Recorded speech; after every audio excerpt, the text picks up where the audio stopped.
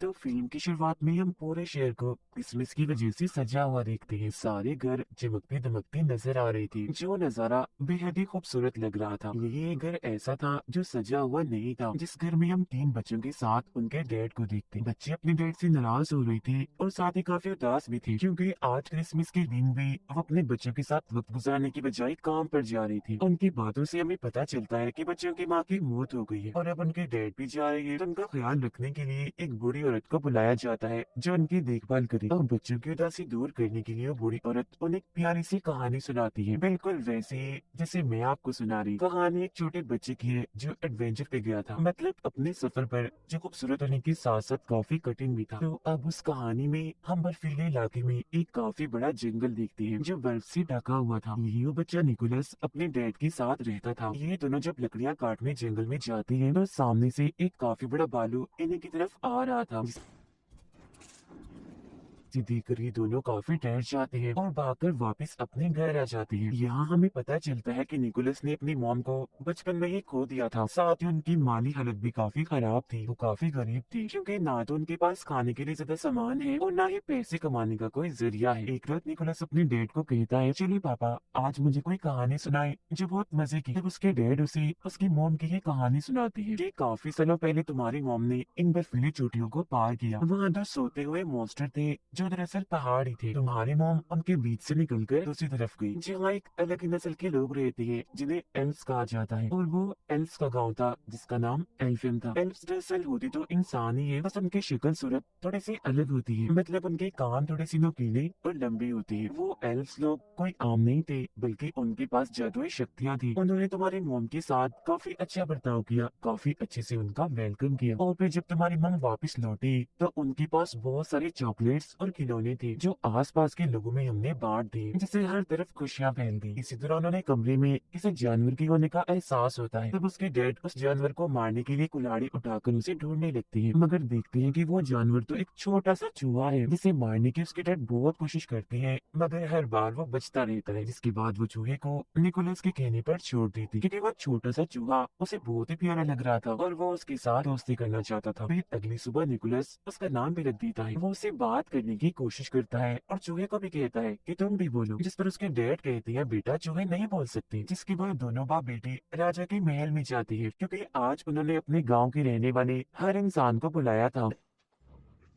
राजा उन सभी को बताती है कि मैंने उम्मीद के साथ साथ जीने का मकसद भी खो दिया है, और जो इंसान मुझे उम्मीद के साथ साथ जीने का मकसद लाकर देगा तो इसके बदले में मैं उसे माला माल कर दूंगा। अब जो कहानी निकोलस के डैड ने उसे सुनाई थी वो अब पूरे ही गांव में फैल गई थी, जिससे लोगों को लग रहा था कि एल्फ्स का गांव एल्फम सच में पाया जाता है, जहाँ जाकर वो राजा के लिए खुशियाँ, उम्मीद और जीने का मकसद ला सकते हैं। जिसके बदले में राजा उन्हें माला माल कर देगा और वो अमीर बन जाएंगे। गाँव के कुछ लोग निकोलस के डैड से मिलने आते हैं और उन्हें अपने साथ चलने का कहती है, जिसमें वो एल्फियम गांव को ढूंढेंगे और राजा के दिए हुए इनाम से अमीर हो जाएंगे। तो अब अपने सारे हालात गरीबी को देखकर उसके डैड भी उनके साथ जाने के लिए मान जाती है। ये बात जब वो निकोलस को बताती है तो वो उदास हो जाता है, मगर वो उसे तसल्ली देते हुए कहती है, मैं वादा करता हूँ बेटा 7 से 8 दिन में मैं वापस आ जाऊंगा और मेरे आने तक तुम्हारा ख्याल मेरी बहन रखेगी। फिर जब उसके डैड की बहन घर आती है तो वो उसके डैड के सामने तो काफी अच्छी अच्छी बातें करती है, बहुत अच्छे से पेश आती है, मगर जब उसके डैड जाती है तो वो अपना रंग दिखाने लगती है। वो पूरे घर पर कब्जा करके निकोलस के साथ काफी बुरा करती है। वो उसका सामान देकर घर से बाहर निकाल देती है। सामान में निकोलस की एक गुड़िया भी थी जो सब्जी की बनी हुई थी। वो उसे बेहद ही प्यारी थी, क्योंकि उसकी मॉम ने वो बनाई थी, जो उनकी आखिरी निशानी थी। बाहर आने के बाद निकोलस अपने लिए एक टेंट लगाता है और अपने चूहे दोस्त के साथ रात बाहर ही गुजारता है। अब काफी दिन हो गई थी, मगर अभी तक उसके डैड वापस नहीं आई थी, जिससे वो भी अब अपने डैड के वापस आने की उम्मीद खो चुका था। उसे लग रहा था कि कहीं उसके डैड के साथ कुछ हो ना गया हो। फिर अब खाने की तंगी तो उन्हें पहले से ही थी, मगर एक दिन उसके डैड की बहन उसे काफी मजेदार सूप बना के देती है, जिसे काफी मजे लेकर निकोलस पीता भी है। मगर तभी वो बताती है कि ये सूप मैंने तुम्हारी गुड़िया से बनाया। जसन उसे काफी गुस्सा आ गया था, इसलिए वो उस पर चिल्लाने लगता है। मगर अब तभी निकोलस की नजर अपने जलती हुए टोपी पर जाती है जो उसकी मॉम ने ही बनाई थी। तब वो जल्दी से टोपी लेकर बाहर आता है और बर्फ में उसे लगाकर आग बुझा देता है। वो देखता है कि टोपी पर एक नक्शा बना हुआ है और ये नक्शा बिल्कुल वैसे था जैसे उसकी डैड ने उसे कहानी सुनाई थी, जिससे वो समझ जाता है कि उसके मॉम की कहानी सच्ची थी। एल्फिम का गाँव सच में पाया जाता है जहाँ जादू है, तो इसीलिए अब वो ये फैसला करता है कि मैं भी उस गांव में जाऊंगा। और फिर अगले दिन वो अपने साथी चूहे के साथ अपने सफर पर निकल जाता है। सफर के दौरान वो चूहे को नए नए अल्फाज सिखा रहा था, हालांकि उसे पता भी था कि बोल नहीं सकता। और एक दिन का सफर तय करने के बाद वो एक गाँव में पहुंचता है जहाँ उसकी मुलाकात एक बूढ़ी औरत से होती है जो उसे वापस जाने का कहती है और ये भी कि तुम्हारी मेहनत बेकार जाएगी। एल्फियम नहीं पाया जाता, उसकी तलाश में ऐसे जगह जगह मत भटको, मगर वो उसकी बात नहीं मानता और अभी भी अपना सफर जारी रखता है। कुछ और दिन का सफर करने के बाद वो एक गुफा में पनाह लेता है। वहाँ भी बर्फ थी, तो पत्थर को रगड़कर वो आग जलाता है और फिर दुआ करने लगता है कि अगर जादू सच में पाया जाता है तो मेरा चूहा बोलकर दिखाए। और फिर तभी सच में उसका चूहा बोलने लगता है, जो देख निकोलस काफी चौंक जाता है।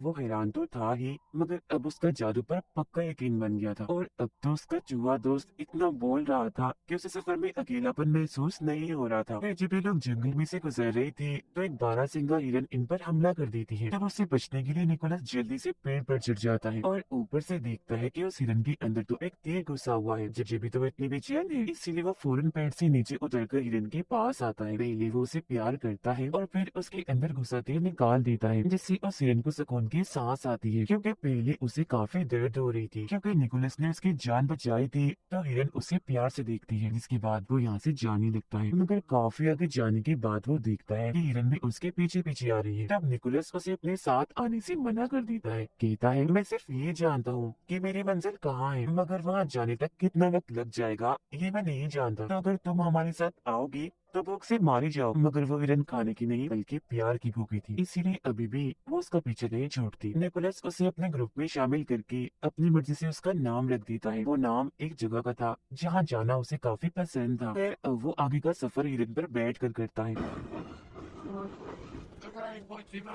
और वो सोते हुए मॉन्स्टर्स के पास पहुंच जाता है, जो असल में पहाड़ी थे। ये बात उसके मॉम की कहानी में उसके डैड ने भी सुनाई थी, तो इसका मतलब ये होगा कि इसके पीछे एल्फियम गांव है। मगर जब भी तीनों पहाड़ों को पार करके दूसरी तरफ जाती है तो इन्हीं वहाँ बर्फीली हवाओं के अलावा और कुछ नहीं दिखता। और तभी निकोलस बेहोश होकर गिर जाता है, क्योंकि काफी दिनों से उसने कुछ खाया नहीं था और साथ ही यह ठंड भी बहुत थी। मगर तभी इधर एक बच्ची अपने दादा के साथ आती है। ये दोनों एल्फ्स थे। वो बूढ़ा आदमी जब निकोलस को बेहोश देखता है तो उसके पास आता है, और जब वो ये देखता है कि ये तो एक इंसान है तो वो उसकी मदद करने से मना कर देता है। मगर तभी बच्ची बोलती है हमें किसी को भी ऐसी मुसीबत में नहीं छोड़ना चाहिए। कोई भी जरूरतमंद हो जिसे मदद चाहिए हमें हर हाल में उसकी मदद करनी चाहिए, फिर चाहे वो कोई भी हो, एल्फ हो या इंसान हो। जो बात सुनकर उसकी दादा निकोलस पर एक जादू करती है, जिससे वो फौरन होश में आ जाता है। और बूढ़े आदमी ने उस पर यकीन का जादू किया था, जिसका मतलब था कि अब निकोलस जिस जिस चीज पर यकीन करेगा और यकीन के साथ उसे सोचेगा तो वही होने लगेगा, मतलब कि वही यकीन उसे दिखने लगेगा। निकोलस उन्हें बताता है कि मैं यहाँ अपने डैड को ढूंढने आया हूँ, जो एल्फियम की तलाश में निकले थे मगर वापस नहीं आए। जिसके बाद वो उनसे पूछता है अच्छा अब आप ही बता दें एल्फियम कहाँ है। जिस पर बच्ची बोलती है कि अभी हम एल्फियम के बाहर ही खड़े हैं, मगर उसी तो वहाँ बर्फ के अलावा और कुछ भी दिखाई नहीं दे रहा होता। तब बूढ़ा आदमी उसे कहता है तुम यकीन करो और फिर सोचो। और जब निकोलस यकीन करता है और ये सोचता है कि मेरे सामने एल्फियम गांव है, तो उसे अब की बार सच में एल्फियम गांव दिखने लगता है। अंदर आने के बाद ये लोग एक खुफिया रास्ते से उसे एक पार्टी में लेकर जाते हैं, जहाँ सब लोग नाच रहे थे और खाने की मजे मजे की चीजें भी इधर पड़ी हुई थी, जिनमें मीठी और बच्चों की चीजें ज्यादा थी, क्योंकि आज दरअसल यहाँ क्रिसमस होती है। चूहा तो यहाँ का माहौल देखकर बहुत ही खुश होने लगता है और खाने की चीजों में घुसकर खूब मजे करता है।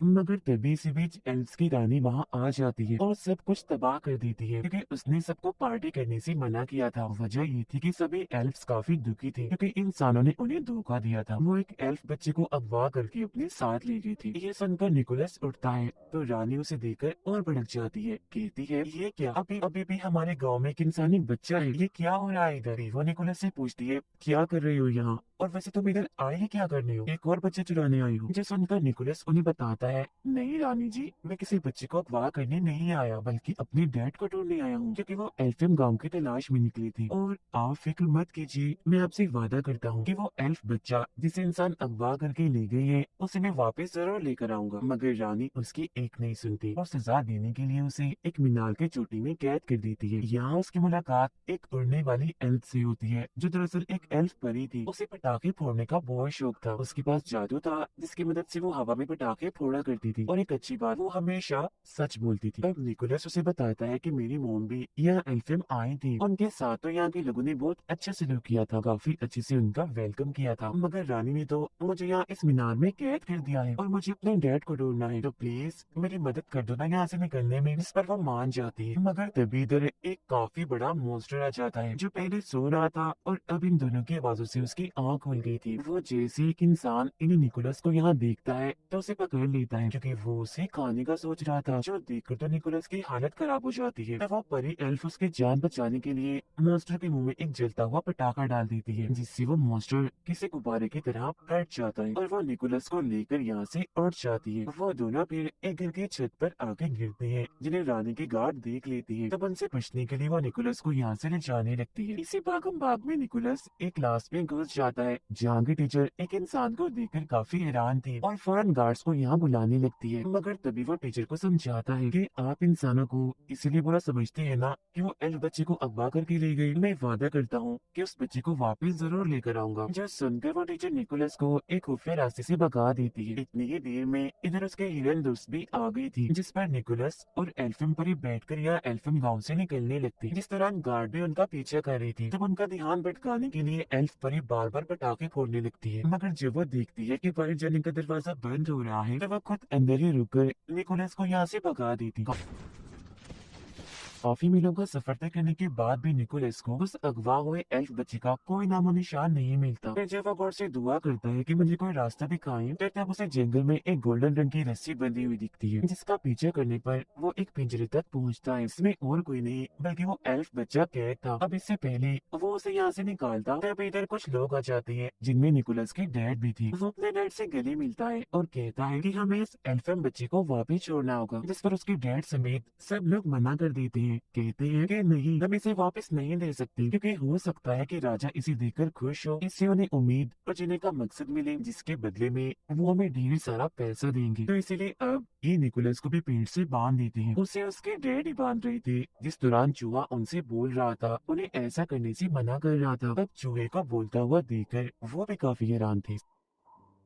सबके सोने के बाद उसके डैड उसके पास आते हैं और वो निकोलस के साथ साथ उस एल्फ बच्चे को भी पिंजरे से आजाद कर देते हैं और बताते हैं कि उन सबके सामने मैं तुम्हारी मदद नहीं कर सकता था, इसीलिए मैंने तुम्हें बांध दिया था। अब इससे पहले वो यहाँ से निकलते सारे लोग जाग जाते हैं और तीरों से उन पर हमला कर देते हैं। अब हिरन के ऊपर निकोलस और वो एल्फ बच्चा बैठा हुआ था। हिरन के पीछे एक बग्घी बंधी हुई थी, जिसमें उसके डैड बैठी हुई थी, जिस वजह से हिरन भी जैसे नहीं दौड़ पा रही थी। तभी निकोलस को याद आता है कि मुझ पर तो यकीन का जादू हुआ है, यानी मैं जो भी यकीन करके सोचूंगा वो पूरा हो जाएगा। तो वो हिरन पर हाथ रखकर उसे उड़ने का कहता है। हिरन थोड़ा सा ऊपर उठती तो है, मगर वजन ज्यादा होने की वजह से वो काफी ऊपर नहीं उड़ पाती और वापस से नीचे आ जाती। ये देखकर उसके डैड अपने बेटे निकोलस की जान बचाने के लिए अपनी बग्घी की रस्सी काट देते हैं और जाकर एक खाई में गिरते हैं, जिससे उनकी मौत हो जाती है।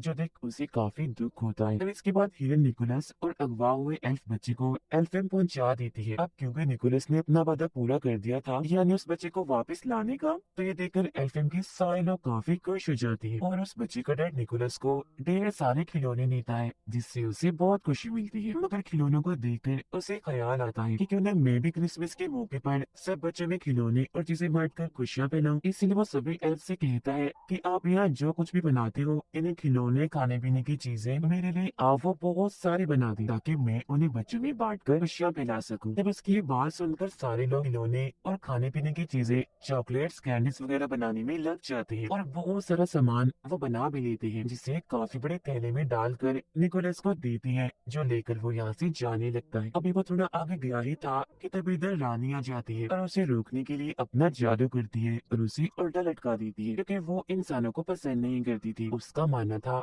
कि इंसान मतलबी होती, मगर तभी रानी की नजर निकोलस की गले में लटके लॉकेट पर जाती है जो उसकी मोम का था। निकोलस ये बात रानी को बताता है कि ये मेरे मोम का है, तो वो उसे नीचे उतारती है। वो जज्बाती हो गई थी और कहने लगती है कि काफी सालों पहले तुम्हारी मोम इधर आई थी, हम दोनों बहुत अच्छी दोस्तें थी, मगर जब वो यहाँ से गई तो बहुत सारे खिलौने और चॉकलेट्स लेकर गई। साथ ही जाने से पहले उन्होंने ये वादा किया था कि मैं वापस आपसे मिलने आती रहा करूंगी, मगर आज काफी साल हो गए हैं वो कभी भी नहीं आई। जिस पर निकोलस बताता है कि वो आती जरूर, मगर जब मेरी मोम यहाँ से गई तो बीमारी की वजह से उनकी मौत हो गई। ये सुनकर रानी समेत सभी लोग काफी हैरान और दुखी हो गई थी। रानी को यकीन आ गया था कि सब इंसान एक जैसे नहीं होते, मतलब अगर इंसान बुरे होते हैं तो उनमें से कुछ अच्छे भी होते, इसीलिए वो उसे तोहफे से बना हुआ थैला ले जाने देती है। निकोलस चीजों से बना थैला लेकर हिरन पर बैठता है और उड़ जाता है और सीधा आता है राजा के महल में, जहाँ राजा काफी उदास थे। वो राजा को खिलौनों की सूरत में खुशी और उम्मीद की किरण दिखाता है, जिसके बाद राजा और निकोलस हिरन पर बैठकर सब बच्चों के घर जाते हैं और उनके पास खिलौने और चॉकलेट्स कैंडीज रखती है, क्योंकि जब बच्चे सुबह उठकर अपने खिलौने देखकर खुश होंगे तो बच्चों की वो खुशी राजा के लिए उम्मीद की किरण होगी। सब बच्चों को खिलौने बांटने के बाद राजा निकोलस से कहती है कि मेरे लिए काम करोगे, हर साल ऐसे तुम्हें खिलौनों की सूरत में बच्चों को खुशियाँ और उम्मीद देनी होगी, और इस काम में मैं भी तुम्हारा साथ दूंगा। और साल का वो दिन होगा क्रिसमस का दिन, जिस पर वो मान जाता है। इसके बाद निकोलस अपने डैड की बहन के पास जाकर उन्हें भी चॉकलेट्स देता है और उठ जाता है। उसे उड़ता हुआ देखकर वो काफी हैरान भी थी और अब उसे भी जादू पर यकीन हो गया था। अब ये प्यारी सी कहानी इधर ही खत्म हो जाती है, जो सुनकर वो तीनों बच्चे काफी खुश हो जाती है। ये नहीं शुरुआत वाले जिन्हें बूढ़ी औरत कहानी सुना रही है। जब वो नीचे आती है तो देखती है कि उनका पूरा घर क्रिसमस की लाइट्स और पेड़ों से सजा हुआ है, जो देखकर उन बच्चों की खुशी का तो कोई ठिकाना ही नहीं रहता। फिर जब वो बूढ़ी औरत बाहर जाने के लिए अपनी टोपी पहनती है तो बच्चों को उनके बड़े से नुकीले से कान दिख जाते हैं, जो देख वो समझ गई थी कि ये भी एक एल्फ ही थी। तो बाहर जाकर वो बूढ़ी औरत आसमान में अपने जादू से पटाखे फोड़ने लगती है, जो देख हम समझ जाते हैं कि ये और कोई नहीं बल्कि एल्फ परी है जो सच बोला करी। तो ये कहानी हमें बहुत सारे सबक देती है, यानी हमें हमेशा ही खुशियों को बांटते रहना चाहिए और दूसरों की मदद करनी चाहिए, फिर चाहे वो क्रिसमस का दिन हो या कोई भी। और हमें बुरों के साथ भी अच्छा करना चाहिए और हमेशा हर चीज के होने का यकीन रखना चाहिए। इसी के साथ ही ये प्यारी सी कहानी इधर ही खत्म हो जाती है।